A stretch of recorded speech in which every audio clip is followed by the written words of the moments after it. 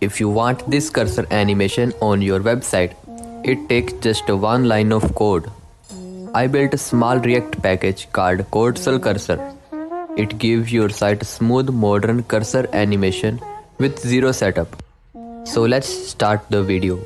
By the way, everything I'm showing you, the full demo code and the exact setup is uploaded on GitHub.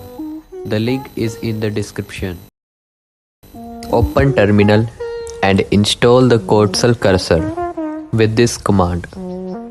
Then import it in your main parent file. In my case, I have layout.tsx.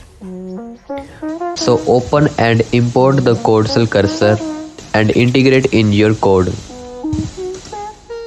You can fully customize the cursor size, background style, smoothing, and stretch sensitivity. Everything is controlled through the simple props.